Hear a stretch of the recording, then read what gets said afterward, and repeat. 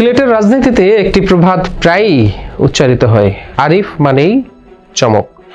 Word council থেকে শুরু করে 2 মেয়াদের সফল মেয়র, আর এখন সরকারের গুরুত্বপূর্ণ 2 মন্ত্রণালয়ের দায়িত্বপ্রাপ্ত মন্ত্রী। দীর্ঘ 4 দশকের রাজনৈতিক অভিযাত্রায় আরিফুল হক চৌধুরী নিজেকে শুধু একজন রাজনীতিক হিসেবে নয়, বরং আধুনিক সিলেটের রূপকার হিসেবেও প্রতিষ্ঠিত করেছেন।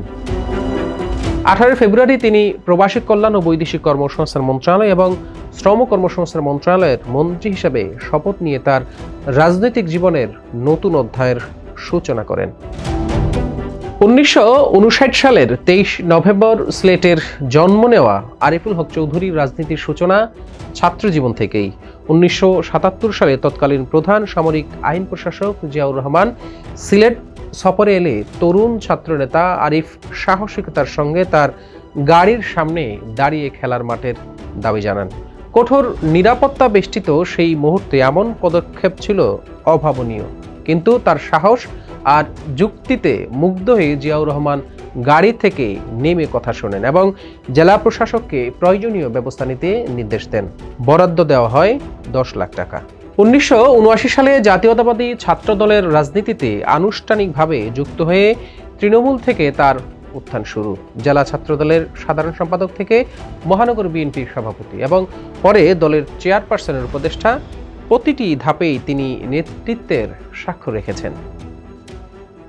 2003 সালে সিলেট সিটি কর্পোরেশনের 18 নম্বর ওয়ার্ডের কাউন্সিলর নির্বাচিত হওয়া ছিল তার রাজনৈতিক জীবনের বড় বাঁক। কাউন্সিল থাকাকালেই নগর উন্নয়ন কমিটির চেয়ারম্যান হিসেবে দায়িত্ব পান। রাস্তা প্রশস্তকরণ, পরিকল্পিত উন্নয়ন এবং নাগরিক সুবিধা বাড়াতে সাহসী উদ্যোগ নেন। 2013 সালে সিলেট সিটি কর্পোরেশন নির্বাচনে তিনি আওয়ামী লীগের শক্তিশালী প্রার্থী ও তৎকালীন মেয়র বদরউদ্দিন আহমেদ কামরানকে প্রায় 35,000 ভোটের ব্যবধানে পরাজিত করে নগরপিতা নির্বাচিত হন। নগরবাসীর দীর্ঘদিনের জলাবদ্ধতা এবং যানজট সমস্যার সমাধানে তিনি ব্যাপক উদ্যোগ নেন। রাস্তা প্রশস্তকরণ, ফুটপাত দখলমুক্ত করা এবং খাল উদ্ধার, এসব পদক্ষেপ তাকে উন্নয়নকামী নেতৃত্বের প্রতীক হিসেবে প্রতিষ্ঠিত করে। 2018 সালের সিসিক নির্বাচন ছিল আরও নাটকীয়। ক্ষমতাসীন দলের প্রার্থী এবং নিজের দলের বিদ্রোহী প্রার্থীর বিরুদ্ধে লড়ে শেষ পর্যন্ত পুনঃ ভোটে জয়ী হয়ে দ্বিতীয়বারের মতো নগরপিতা নির্বাচিত হন। আরিফুল হক চৌধুরী সাবেক অর্থমন্ত্রী শাহ এএমএস কিবরিয়া হত্যা মামলার নাম জড়ানো ছিল তার রাজনৈতিক জীবনের সবচেয়ে কঠিন অধ্যায়। 2014 সালে আত্মসমর্পণের পর কারাবরণ, সাময়িক বরখাস্ত, সবকিছুর পর উচ্চ আদালত থেকে জামিন নিয়ে তিনি আবারও দায়িত্বে ফিরে আসেন। এই প্রত্যাবর্তন তার রাজনৈতিক দৃঢ়তার বড় প্রমাণ হয়ে থাকে। 2023 সালের সিটি নির্বাচনে সম্ভাব্য বিজয় নিশ্চিত জেনেও দলের সিদ্ধান্তে প্রার্থী না হওয়া ছিল তার রাজনৈতিক ত্যাগের অনন্য দৃষ্টান্ত। পরবর্তীতে ত্রয়োদশ জাতীয় সংসদ নির্বাচনে নতুন এলাকা সিলেট 4 আসনে মনোনয়ন পেয়ে মাত্র 20 দিনের প্রচারণায় ঐক্যবদ্ধ করেন নেতাকর্মীদের।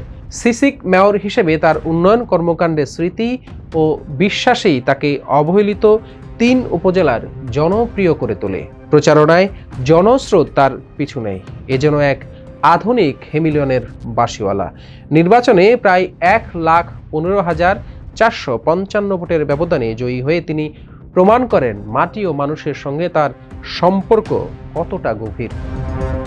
রাজনৈতিক জীবনে কোনো নির্বাচনে পরাজিত না হওয়া ম্যাজিক ম্যান আরিফুল হক চৌধুরী এই যাত্রা তাই কেবল ব্যক্তিগত সাফল্যের গল্প নয়, এটি সিলেটের রাজনীতিতে এক ব্যতিক্রমী অধ্যায়ের নাম। ইএফটি ফার্স্টের সাথে ট্রেড করুন যে কোনো জায়গা থেকে। ক্যাম্পাসে ক্লাসের ফাঁকে, ঢাকার জ্যামে বসে কিংবা ঘরে বসে, ট্রেডিং এখন হাতের মুঠোয়। তাই ট্রেড করুন যখন খুশি, যেখানে খুশি।